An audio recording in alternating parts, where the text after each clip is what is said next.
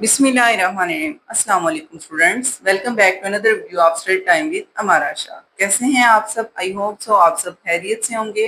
और आप बच्चों के लिए हमने 9th क्लास की फिजिक्स का चैप्टर नंबर 5 स्टार्ट करवाना है आज। और ये जो है ये न्यू बुक से है, वर्क एनर्जी एंड पावर। और ये ऑलरेडी आप लोगों ने प्रीवियस जो हमारी बुक थी उसमें भी ये टॉपिक है था, बच्चों को हम पढ़ाते थे। लेकिन ये है कि अब जो हमारी ये न्यू बुक में आया है ना, वर्क एनर्जी एंड पावर वाला चैप्टर, ये काफी अच्छा इन्होंने ब्रीफली एक्सप्लेन किया हुआ है। और यहाँ पे जो है ना, हम इसको लॉन्ग और शॉर्ट हर एक के लिहाज से प्रॉपर कवर करेंगे। सबसे पहले इनका इंट्रोडक्शन करेंगे, इसमें वर्क क्या है, एनर्जी क्या है और पावर क्या होती है। उसके हवाले से उनको थोड़ा थोड़ा ब्रीफली बताया जाएगा कि ये क्या है। और साथ में आप लोगों को इसके लॉन्ग शॉर्ट भी मैं साथ ही कवर करवा दूंगी। तो स्टार्ट करते हैं अपने चैप्टर को, जिसमें सबसे पहले आप लोगों को नजर आ रहा है ये फ्रंट पेज, जहाँ पे आपको बताया जाता है कि इस चैप्टर में हमने ओवरऑल पढ़ना क्या क्या है, किस किस फॉर्मूले में आप लोगों ने इसको स्टडी करना है। जैसे यहाँ पे काइनेटिक एनर्जी का फॉर्मूला और बाकी चीजें बताई गई हैं। इसी तरह अब हम अपने चैप्टर को देखते हैं। ये आपने लर्न नहीं करना होता, याद नहीं करना होता, इसलिए हम इसको पढ़ेंगे नहीं। जो चीज आपने याद करनी है उसी को मैं आपको यहाँ पे करवा देती हूँ। तो आपने नेक्स्ट पेज ओपन कर लेना है। यहाँ पे आपको नजर आ रहा है वर्क एंड एनर्जी, एंड उसके बारे में बताने लगे हैं कि वर्क क्या होता है और एनर्जी क्या है। तो वर्क की बात की जाए बेटा, तो वर्क जो है इसमें आप लोगों को काम करने के बारे में बताया जा रहा है कि कोई भी चीज है अगर हम उसके ऊपर काम कर रहे हैं। जैसे ये लड़की पढ़ रही है, तो ये बुक्स के लिहाज से बुक को पढ़ रही है, सबक याद कर रही है। अब ये बोलेगी कि मैं काम कर रही हूँ, ठीक है, जाहिर बात है। जब कोई पूछेगा आप क्या कर रही हो, तो ये कहेगी मैं काम कर रही हूँ, मैं पढ़ रही हूँ, ठीक है। तो ये इसके लिहाज से ये इसका काम है। इसी तरह जो डिफरेंट लोग काम कर रहे होते हैं, जब भी उनसे पूछा जाए तो वो यही बोलेंगे कि मैं वर्क कर रहा हूँ, काम कर रहा हूँ, ठीक है। लेकिन फिजिक्स के अंदर वर्क की प्रॉपर एक डेफिनेशन है। अगर वो डेफिनेशन पूरी किसी भी काम के ऊपर पूरी प्रॉपर ओबे कर रही है, तभी हम उसे बोलेंगे कि ये वर्क हो रहा है। लेट्स सपोज अगर आप मेंटली कोई काम कर रहे हैं, यानी कि कोई सबक याद कर रहे हैं, तो आप अपनी जुबान से कह सकते हैं कि आप काम कर रहे हैं, आप सबक याद कर रहे हैं। लेकिन फिजिक्स जो है उसको काम नहीं समझती, क्योंकि फिजिक्स का मतलब ये है कि काम तब होता है जब आप किसी भी फोर्स से कोई बॉडी को मूव करवाते हैं। यानी कि अगर आपने फोर्स लगाई है और उस बॉडी ने मूवमेंट की है, ठीक है, तो फिर वो हमारे पास वर्क है। तो उसकी डेफिनेशन पढ़ते हैं और उसको रीड करते हैं। ये क्या बताना चाह रहे हैं? Work and energy are important concept in physics. यानी कि फिजिक्स के अंदर वर्क और एनर्जी दोनों ही एक इम्पोर्टेंट कंसेप्ट की तरह लिए जाते हैं। As well in our everyday life, जैसे कि हमारी एवरीडे लाइफ में क्या हो रहा है, commonly the word word work, जो वर्ड हम वर्क का लेते हैं, covers all sorts of activities whatever mental और फिजिकल। यानी कि हम आम अपनी जुबान में जो भी कुछ कर रहे हैं हम उसको काम की तरह ही लेते हैं, बेशक वो मेंटल हो या फिजिकल हो। इफ अगर स्टडिंग, यहाँ पे वही एग्जाम्पल आपको दे रहे हैं कि अगर कोई गर्ल स्टडी कर रही है, पढ़ रही है, तो देन हम उसे बोलेंगे वो काम कर रही है। Or a man is standing, कोई भी आदमी जो है वो खड़ा होकर कुछ कर रहा है, तो हम बोलेंगे कि वो भी काम कर रहा है, ठीक है। But with a load of bricks on his hands, यानी कि अगर कोई लड़का अपना जो भी काम कर रहा है उसने हाथों के ऊपर कोई भी चीज रखी है या सर के ऊपर ईंटें वगैरह रख के, तो वो खड़ा है काम करने के लिए, देन हम उसे बोलेंगे कि we are saying that it is doing a work, वो काम कर रहा है। But according to the physics, लेकिन फिजिक्स के लिहाज से work has a special definition, work की एक खास डेफिनेशन है जो कि यहाँ पर उसने बता दी है। तो ये ऊपर जो आपको बताया जा रहा है सिर्फ आपको अंडरस्टैंडिंग करवाई जा रही है कि हमारी आम लैंग्वेज में हम काफी दफा ये कहते हैं कि हम काम कर रहे हैं, हम वर्क कर रहे हैं। लेकिन फिजिक्स जो है उसको वर्क के तौर पे नहीं लेती, क्योंकि उसकी एक डेफिनेशन है। अगर वो डेफिनेशन ओबे करती है देन हम बोलेंगे वर्क हो रहा है। तो डेफिनेशन क्या है? Work is said to be done, work हम कह सकते हैं कि काम हो रहा है। When a force act on an object, अगर कोई भी फोर्स ऑब्जेक्ट के ऊपर लगती है, and move it through some direction, और वो किसी ना किसी डायरेक्शन में मूव करता है, तभी वर्क होगा, ओके। अदरवाइज आप नहीं कह सकते कि वर्क हो रहा है। वर्क तभी होता है जब आपने किसी बॉडी के ऊपर फोर्स लगाई है और उसकी किसी ना किसी डायरेक्शन में उसने डिस्टेंस कवर कर लिया है, देन हम कहते हैं वो वर्क हुआ है, ओके। तो ये डेफिनेशन है जो आपने लर्न करनी है। शॉर्ट क्वेश्चन पेपर में आ सकता है व्हाट इज वर्क, तो उसमें फिर आप ये डेफिनेशन लिख सकते हैं। इसके बाद जो चीज आपने यहाँ से देखनी है वो नीचे के बारे में थोड़ी सी अंडरस्टैंडिंग करवा रहे हैं। द कंसेप्ट ऑफ एनर्जी, अब एनर्जी के बारे में बता रहे हैं कि एनर्जी का जो कंसेप्ट है वो क्या है। It is closely associate with that of work. कहता है ये एनर्जी का जो कंसेप्ट है ये वर्क के साथ बहुत ज्यादा एसोसिएट करता है। जारी बात अगर किसी बॉडी में एनर्जी होगी तभी तो वो वर्क करेगा, अगर एनर्जी नहीं होगी तो वर्क कैसे हो सकता है, ठीक है। तो work is done by one system to another, energy is transfer between two systems. कहता है वर्क तब होता है जब एनर्जी ट्रांसफर होती है दो सिस्टम के दरमियान, यानी कि आपने अपनी एनर्जी दूसरे सिस्टम को दी है तभी उसमें हरकत हुई है। ओके, अब ये जो आपने लाइन याद कर लेनी है कि वर्क और एनर्जी का क्या रिलेशन है, कि वर्क डन होता ही तब है जब एक सिस्टम अपनी एनर्जी दूसरे सिस्टम को दे देता है। ओके, तो ये आपका शॉर्ट क्वेश्चन भी बन सकता है कि वर्क और एनर्जी में क्या रिलेशन है, तो आप बताएंगे कि वर्क तभी होता है जब एक सिस्टम अपनी एनर्जी दूसरे सिस्टम को ट्रांसफर करेगा। ओके, इसके बाद नीचे हमारे पास एक शॉर्ट क्वेश्चन और लॉन्ग क्वेश्चन दोनों के तौर पे क्वेश्चन है जिसमें वर्क के बारे में पूछा जा सकता है, यानी कि आपसे क्वेश्चन पूछा जा सकता है what is work and drive, drive करें उसका फॉर्मूला क्या है वर्क का, ठीक है। तो आपने सबसे पहले बता देना है कि वर्क की डेफिनेशन क्या है और वर्क का फिर आपने डेरिवेशन करनी है, एक्सप्लेनेशन करनी है, ठीक है। तो स्टार्ट करते हैं। Force and distance are two essential elements of work. कहता है जो फोर्स है और डिस्टेंस है ये दो एसेंशियल एलिमेंट्स हैं, ठीक है, जरूरी हैं। एसेंशियल का मतलब क्या होता है, जो चीज बहुत ही ज्यादा जरूरी होती है। तो एसेंशियल है फॉर वर्क, वर्क के लिए ये दोनों चीजें जरूरी हैं। कौन कौन सी दो चीजें वर्क के लिए जरूरी होती हैं? नंबर वन है हमारे पास फोर्स एंड नंबर टू है हमारे पास डिस्टेंस, यानी कि फोर्स और डिस्टेंस दोनों चीजें होंगी तब ये वर्क होगा। Okay, when a constant force act on a body, move it through some distance, we say that the force has done work। कहते हैं जब कोई बॉडी जो है किसी चीज के ऊपर फोर्स लगा रही है, देन उसने किसी भी डायरेक्शन में डिस्टेंस तय कर लिया है, तभी हम बोलेंगे कि force has done work, force ने काम भी किया है, ठीक है। Force has done work. तो ये आपका शॉर्ट क्वेश्चन आ सकता है कि what if the force has done work, ठीक है। कब हम कहेंगे कि जो फोर्स है वो वर्क कर रही है, तो हम ये कहेंगे कि वर्क तब होता है जब आपने फोर्स लगाई हो और साथ में उसने डिस्टेंस कवर किया हो बॉडी ने। अगर फोर्स लगाई है लेकिन बॉडी ने कोई डिस्टेंस कवर नहीं किया, इसका मतलब है फोर्स जो है वो हमारी वेस्ट हो गई है, कोई भी वर्क नहीं हुआ, ठीक है।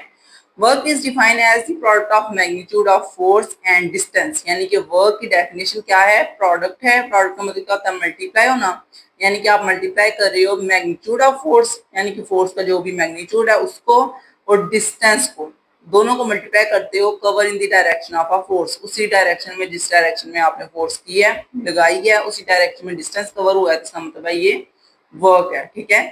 तो ये आपने डेफिनेशन कर लेनी है। ऊपर वाली डेफिनेशन भी बिल्कुल ठीक है, ये नीचे वाली भी ठीक है, लेकिन नीचे वाली ज्यादा अच्छी इसलिए है क्योंकि इसी से फिर हम इसको फार्मूला भी बना सकते हैं कि वर्क इक्वल होगा फोर्स मल्टीप्लाई डिस्टेंस, ठीक है। इसकी डेफिनेशन ही बता रही है कि इसका फार्मूला कैसे बनना है।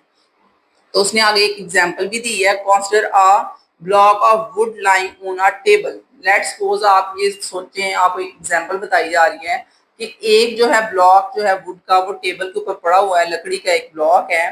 Then if we exert a force F on the block to move it through a distance S in the direction of force, then the work W done by the force is। अगर आपने किसी भी block को रखा है किसी भी table के ऊपर और आपने उस ब्लॉक को फोर्स लगाई है और वो यहाँ से मूव करके यहाँ तक आ चुका है, इसका मतलब है उसने वर्क किया है, ठीक है। तो work is equal to magnitude of force multiply distance. Magnitude मतलब कि कितने न्यूटन की आपने फोर्स लगाई है। लेट्स सपोज मैंने 5 न्यूटन की फोर्स लगाई है, तो 5 को मल्टीप्लाई करूंगी, यहाँ पे उसने कितने मीटर डिस्टेंस किया है, यहाँ पे उसने 2 मीटर डिस्टेंस कवर किया, तो हम 5 को 2 से मल्टीप्लाई करेंगे तो 10 जो वर्क हुआ, ठीक है। और इसका यूनिट भी आगे आपको जूल बताया जाएगा जो कि न्यूटन मीटर होता है, क्योंकि फोर्स का यूनिट न्यूटन है और डिस्टेंस का यूनिट मीटर होता है, तो न्यूटन मीटर इसका यूनिट आएगा जो आप आगे पढ़ लेंगे। तो magnitude of force multiply distance W is equal to F multiply S। Okay, तो F का मतलब फोर्स और S का मतलब डिस्टेंस जितना उसने कवर कर लिया है। तो ये चीज आपने जरूर याद करनी है। जब शॉर्ट क्वेश्चन पेपर में आएगा वर्क को डिफाइन कर रहे हैं उसका फॉर्मूला बनाए, तो आपने ये उसकी डेफिनेशन लिख लेनी है और ये आप इसका फॉर्मूला बना देना है। लेकिन अगर लॉन्ग क्वेश्चन आ जाता है कि वर्क को डिफाइन करें प्रॉपर विद एक्सप्लेनेशन, तो फिर आपने सबसे पहले डेफिनेशन लिखनी है, डेफिनेशन के बाद आपने बता देना है कि ये जो है इसका एग्जाम्पल है, एग्जाम्पल के बाद ये आपका फॉर्मूला आ जाएगा, देन आपकी ये एक्सप्लेनेशन आ जाएगी, ठीक है। तो ये प्रॉपर आपने लॉन्ग क्वेश्चन करना है। आगे भी इसके आगे भी दो केस है। नंबर 1 केस जिसमें वर्क जो है वो नहीं हो रहा, नंबर 2 जिसमें वर्क हो रहा है, ये दोनों आपने आगे करने हैं, तो वो भी मैं आपको बता दूंगी। ठीक है, तो स्टार्ट करते हैं। नेक्स्ट हमारे पास it can be conclude that if some force is acting on a body but there is no displacement then there is no work done। ठीक है, तो ये भी शॉर्ट क्वेश्चन पेपर में आ सकता है, पेपर में पूछा जा सकता है कि नो वर्क डन मतलब कोई भी काम नहीं किया गया, कैसे हमें पता चलेगा कोई वर्क नहीं हुआ। तो फिर आप ये बता सकते हैं कि अगर फोर्स लगाई गई है लेकिन बॉडी ने कोई डिस्टेंस कोई डिस्प्लेसमेंट कवर नहीं किया, इसका मतलब है कोई भी फोर्स जो है वो उसका फायदा नहीं हुआ, वर्क नहीं हो सका। ठीक है, देन आपके पास आ जाएगा फॉर एग्जाम्पल। अब आगे उन्होंने एक एग्जाम्पल भी दी है कि अगर कोई भी आदमी जो है वो वॉल को पुश कर रहा है, कि दीवार को धकेल रहा है, तो हम दीवार को तो नहीं धकेल सकते ना। आप लोगों को इजीली ये माइंड में आ जाना चाहिए कि कोई भी शख्स जो है वो किसी भी दीवार को तो धक्का नहीं दे के उसको पीछे कर सकता। अ man is push hard wall and it is doing work, यानी कि वो वर्क करने की कोशिश कर रहा है, but remain fix in the place, लेकिन वो अपनी जगह पे फिक्स रहती है। This case the man is doing no work, इस केस में हम बोलेंगे कि इस आदमी ने कोई भी काम नहीं किया क्योंकि दीवार ने मूवमेंट ही नहीं की। तो देन हम इसको यहाँ पे बताने लगे हैं similarly if a force acting on a body is zero then the body is moving with uniform velocity, work will be zero. इसी के अपोजिट उसने एक और बात बताई है यहाँ पे। तो ऊपर उसने ये बताया था ना कि फोर्स हम लगा रहे हैं लेकिन बॉडी मूव नहीं कर रही, नीचे वो ये बता रहा है कि फोर्स नहीं लगाई गई लेकिन बॉडी जो है वो यूनिफॉर्मली मूव कर रही है। ठीक है, खुद ही मूव कर रही है। तो देन हम ये बोलेंगे फिर भी वर्क जीरो है क्योंकि फोर्स नहीं लगाई गई, तो फोर्स जीरो है। जीरो को हम डिस्टेंस से मल्टीप्लाई भी कर लेंगे फिर भी हमारा आंसर जीरो ही आएगा, वर्क जीरो ही होगा। ओके, क्योंकि दोनों चीजें होनी चाहिए, हमें डिस्टेंस भी कवर करना पड़ेगा, फोर्स भी लगानी पड़ेगी, फिर ही हमारे पास वर्क डन होगा। लेकिन इन दोनों में से कोई एक चीज भी जीरो हो जाए, बेशक वो फोर्स जीरो हो या डिस्टेंस जीरो हो, तो फिर आंसर आपका जीरो ही आएगा क्योंकि इन दोनों ने मल्टीप्लाई होना है। ओके, तो नेक्स्ट हम देख लेते हैं आगे उसने क्या पढ़ा दिया नेक्स्ट पेज पे। तो नेक्स्ट हमारे पास एक और शॉर्ट क्वेश्चन बनता है। जहां जहां पे शॉर्ट क्वेश्चन बन रहे हैं मैं आपको साथ साथ बताती जाऊंगी ताकि आप जो है ना उसको मार्क करके याद कर लें। ठीक है, तो यहाँ पे एक शॉर्ट क्वेश्चन बन सकता था जो कि उन्होंने खुद ही शॉर्ट क्वेश्चन लिखा हुआ है, तो ये भी आपने याद कर लेना है। What will be the work done when a force is acting on a body make an angle theta with the direction of motion. अगर आपने किसी भी बॉडी के ऊपर वर्क करने की कोशिश की है, यानी कि आपने फोर्स लगाई है और उस फोर्स लगाने की वजह से जो है बॉडी मूव की है, लेकिन उसका एक एंगल थीटा भी वो बता रहे हैं, यानी कि आपने ये बॉडी पड़ी हुई है, आपने इसके ऊपर फोर्स लगाई है इस डायरेक्शन में। ठीक है, ऊपर की सिमत में आपने फोर्स लगाई है, देन जो है बॉडी आगे की तरफ मूव की है तो उसका एक एंगल बन रहा है, वो एंगल है थीटा। तो वो पूछ रहे हैं कि जो डायरेक्शन है मोशन की वो थीटा एंगल के साथ है, तो आप इसका इस केस में बताएं कि वर्क डन हो रहा है या नहीं हो रहा। ठीक है, क्योंकि फोर्स ऊपर की तरफ लगी है और डायरेक्शन आगे की तरफ है, तो हमारे जहन में तो ये डेफिनेशन है कि उसने बोला था जिस सिमत में डायरेक्शन में फोर्स लगाई गई है उसी डायरेक्शन में बॉडी मूव करेगी। ठीक है, तो फिर हम बोलेंगे कि वर्क डन हुआ है। लेकिन यहाँ पे फोर्स जो है ऊपर की तरफ लगाई जा रही है तो बॉडी आगे की तरफ मूव कर रही है और उसका एक एंगल थीटा बन रहा है, तो क्या इस सूरत हाल में हम कह सकते हैं कि बॉडी मूव की है तो डायरेक्शन भी उसकी अपोजिट थी और उसके बाद जो है डिस्टेंस भी अपोजिट डायरेक्शन में हुआ है, तो फिर अब वर्क डन हुआ है या नहीं। तो हम कहेंगे कि इस सूरत में भी वर्क डन हुआ है, लेकिन वो कैसे हुआ है वो हमने एक्सप्लेन करना है। ठीक है, in this case work is done, फिर आपका आंसर ये होगा कि इस सूरत हाल में भी वर्क हुआ है, लेकिन किस वजह से हुआ है, due to the component of force. अब यहाँ पे बात आ जाती है फोर्स के कंपोनेंट्स की, यानी कि फोर्स के दो कंपोनेंट होते हैं जो एक्स और वाई हैं। आप लोगों ने अगर आपको याद हो तो आपने ये एक्स एक्सिस और वाई एक्सिस पढ़ा हुआ है प्रीवियस वाले लेक्चर में, जो कि चैप्टर 3 में था, हमारे पास फोर्स के वाले से नहीं था, लेकिन वो ये था कि कंपोनेंट्स का जिक्र जरूर आता था ग्राफ में। एक्स कंपोनेंट और वाई कंपोनेंट मैंने आपको बताए थे कि ये एक्स कंपोनेंट यानी कि एक्स एक्सिस है और ये वाई एक्सिस है। अब जब फोर्स इस डायरेक्शन में लग रही है, ऊपर की सिमत को फोर्स लगाई गई है, तो तब अब उसके दो कंपोनेंट आ रहे हैं, एक है एक्स कंपोनेंट और एक है वाई कंपोनेंट। ठीक है, तो आप लोगों ने अब यहाँ पे एक एंगल थीटा बना लेना है और फोर्स के दो कंपोनेंट बना लेने हैं, जो कि ये है एक एक्स कंपोनेंट और ये सीधा वाई कंपोनेंट। ठीक है, तो ये जो एक्स और वाई कंपोनेंट है, अब इनमें से किसी एक कंपोनेंट की वजह से फोर्स हो रही है, वर्क हो रहा है, वो कंपोनेंट है एक्स कंपोनेंट, क्योंकि इस तरफ को डायरेक्शन में वो बॉडी मूव की है, बॉडी ने यहाँ से यहाँ तक मूवमेंट की है, इसका मतलब है हॉरिजॉन्टल लाइन के ऊपर मूवमेंट हुई है, तो हम कहेंगे एक्स कंपोनेंट की वजह से मूवमेंट हो रही है, ठीक है। And the component of the force which is acting along the direction of motion, तो हम ये कह सकते हैं कि एक्स एक्सिस की वजह से मूवमेंट हुई है, एक्स कंपोनेंट की वजह से हुई है। जो हमारी प्रीवियस बुक थी ना बेटा, उसमें उन्होंने ये एक्स कंपोनेंट और वाई कंपोनेंट बड़ा अच्छा एक्सप्लेन किया था, लेकिन यहाँ पे उन्होंने आपको ज्यादा एक्सप्लेनेशन नहीं बताई, बस ये बता दिया है कि किसी एक कंपोनेंट की वजह से मोशन हुई है, ठीक है। तो यहाँ तक आपका आंसर हो रहा है, उसके बाद ये भी आप आंसर में यहाँ तक भी लिख सकते हैं, फिर भी कोई मसला नहीं है, ठीक है। तो resolving the force F into its component, हमने फोर्स को दो कंपोनेंट में तब्दील कर दिया है जो कि एक्स एक्सिस और वाई एक्सिस थे। We have the component F cos theta, और यहाँ पे इसको आपने सोच लेना है ये एफ एक्स कॉस थीटा, क्योंकि एक्स कंपोनेंट की बात करें, वो उन्होंने खुद नहीं लिखा, लेकिन आप लिख भी देंगे तो कोई इशू नहीं है। ये एफ एक्स कॉस थीटा की वजह से मूवमेंट हुई है in the direction of motion, and therefore W is equal to F cos theta, और साथ में एस आएगा। पहले तो सिर्फ आपने फॉर्मूले में एफ एस लिखा था ना, यानी कि एफ मल्टीप्लाई एस हो, जो कि यहाँ पे आपने इसका किया था इस पेज पे देखिए, तो ये आपने W is equal to F S formula पढ़ा हुआ है, ठीक है। लेकिन यहाँ पे जो फॉर्मूला है वो थोड़ा सा चेंज हो जाएगा, तब्दील हो जाएगा, वो इस तरह होगा कि W is equal to F cos theta, क्योंकि हमारे पास किस डायरेक्शन में मोशन हुई है, एक्स एक्सिस की वजह से, तो वहां पे हम जो है कॉस एक्स यूज करते हैं, कॉस थीटा यूज करेंगे। जब मोशन वाई एक्सिस की तरफ होगी तब हम साइन थीटा यूज करेंगे, ठीक है। And if theta is zero, अब यहाँ पे दो केस हैं जो कि मैंने ऊपर लिखा हुआ है, case one and case two, तो आपने हेडिंग दे के ही इस क्वेश्चन को करना है, केस वन और केस टू की हेडिंग दीजिएगा।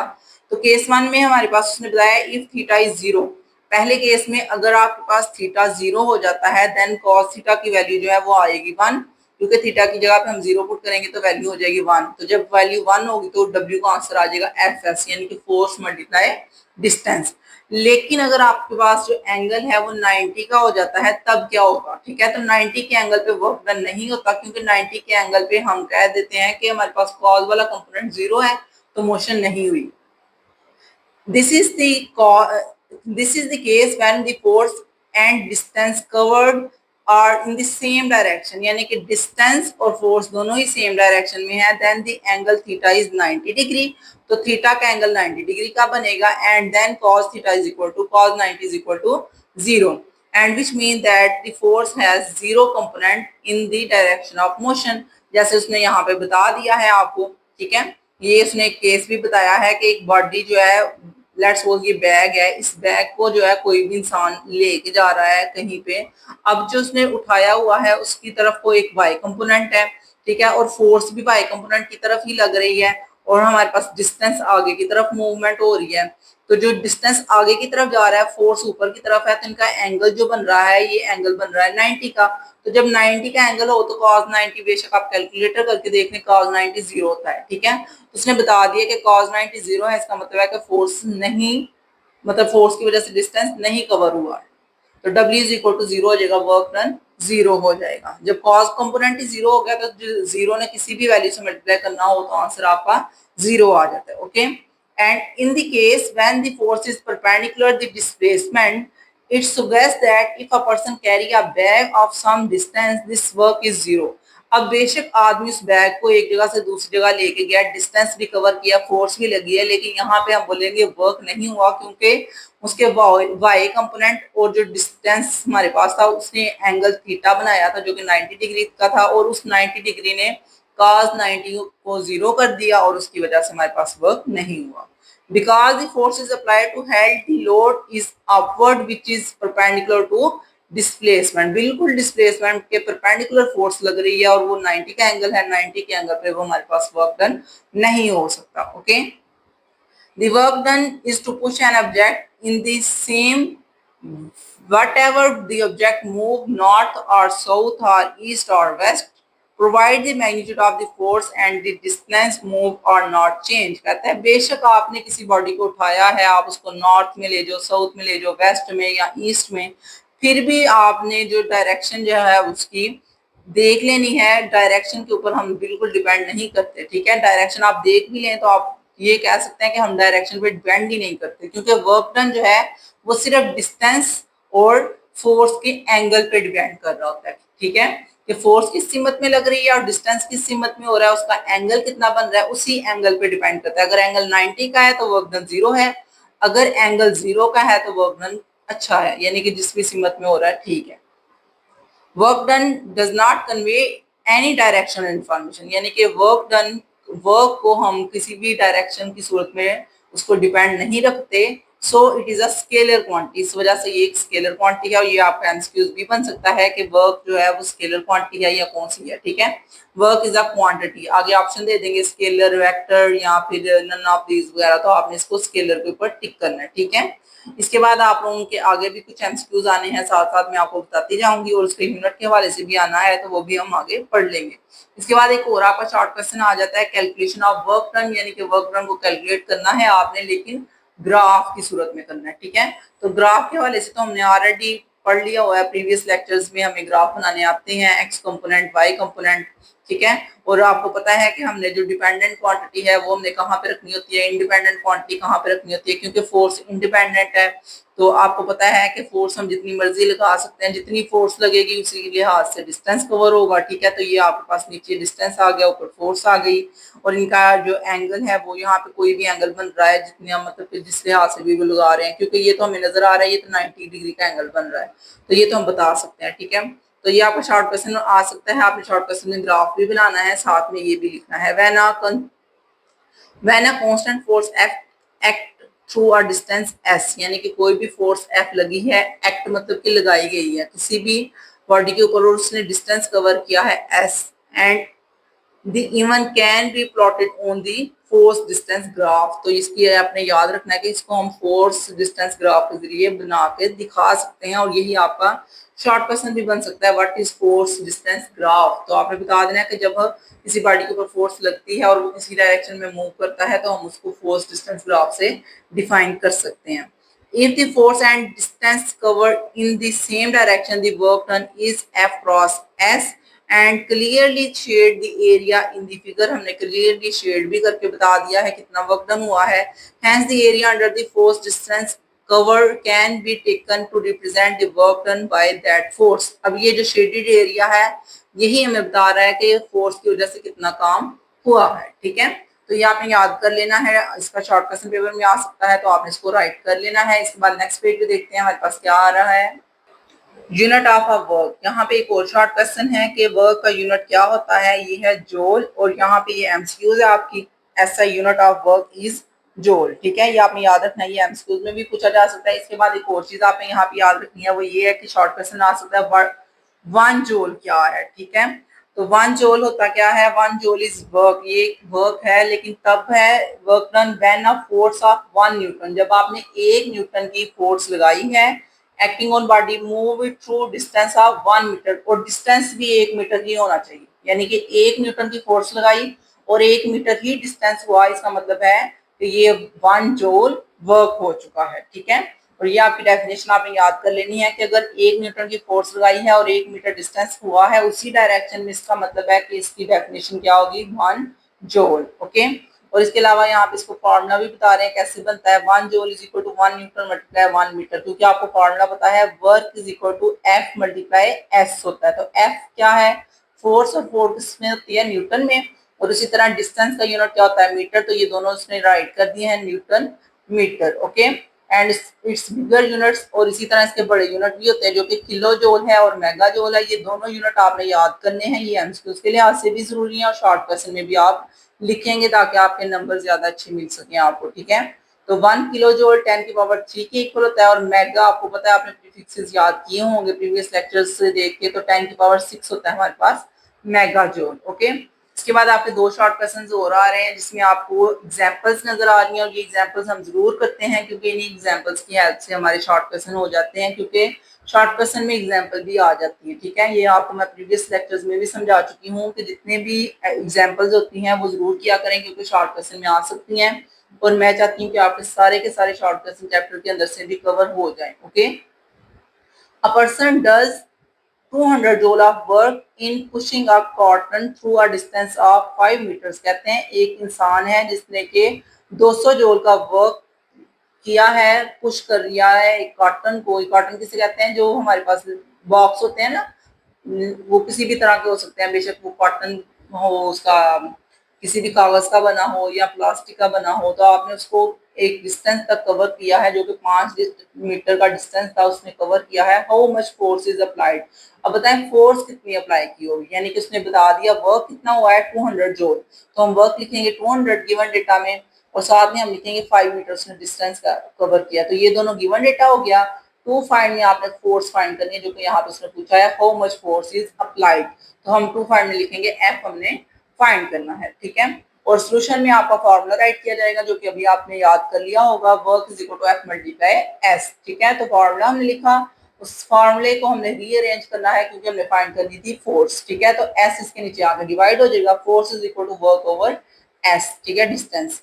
तो वर्क हमारे पास था 200 जूल और डिस्टेंस था हमारे पास 5 मीटर। इन दोनों को आपने कटिंग कर लेनी है, और इनका आंसर आ रहा है हमारे पास 40 न्यूटन, ठीक है। तो आपको पता चल गया कि फोर्स कितनी होती है, फोर्स का यूनिट न्यूटन है, तो आपने न्यूटन साथ जरूर लिखना है, और कटिंग करके आंसर आ रहा है 40, ठीक है।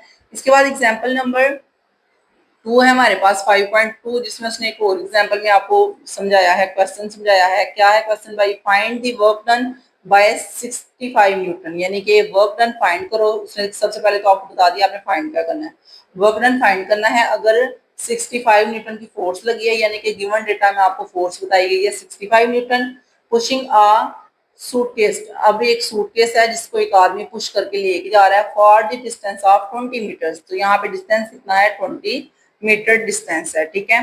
और साथ उसने फिगर में बता दिया, थीटा भी आपको दिया गया 30, ठीक है। फिगर को भी ध्यान से देखना है, क्योंकि फिगर भी हमें बहुत कुछ बता रही होती है। तो यहाँ पे फिगर हमें बता रही है एंगल कितना है 30 का, तो हम लिखेंगे फोर्स हमारे पास गिवन डेटा में 65 है, डिस्टेंस हमारे पास 20 है, और जो एंगल थीटा है वो कितना है 30 डिग्री, ओके।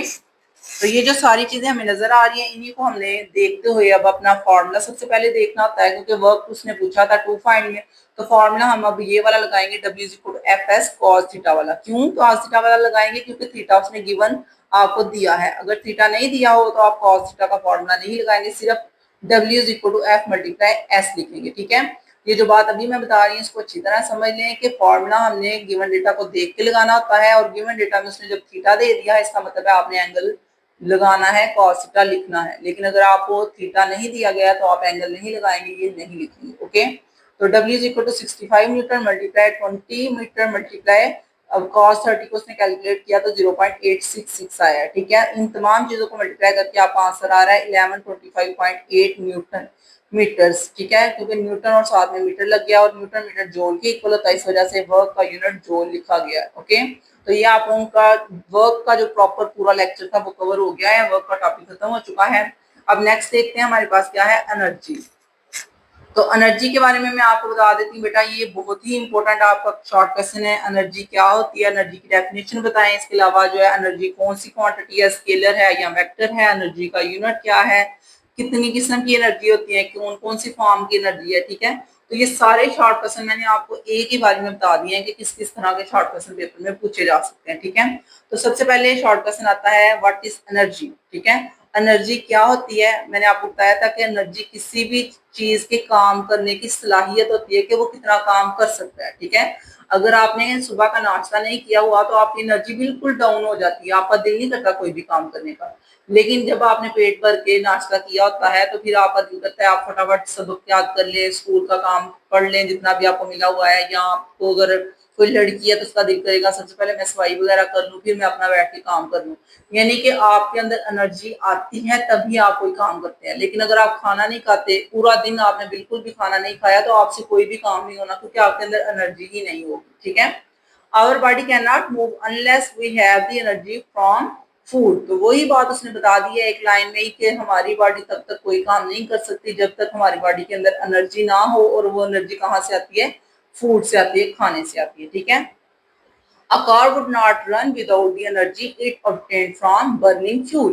उसी तरह उसने बता दिया कि कोई भी कार जो है वो उस वक्त तक काम नहीं कर सकती जब तक कि उसको एनर्जी नहीं मिलती। और एनर्जी कहाँ से मिलेगी उसको, बर्निंग ऑफ फ्यूल, उसके इंजन को, इंजन के अंदर जो ऑयल है उसको जलाने की वजह से, ठीक है। वो जो हम पेट्रोल वगैरह डालते हैं वो फ्यूल है ना, अब वो जलेगा, उसके जलने से हीट पैदा होगी, वो हीट ही जो है वो एनर्जी है जो कि काम करने के लिए उसको जरूरत है उसकी, ठीक है।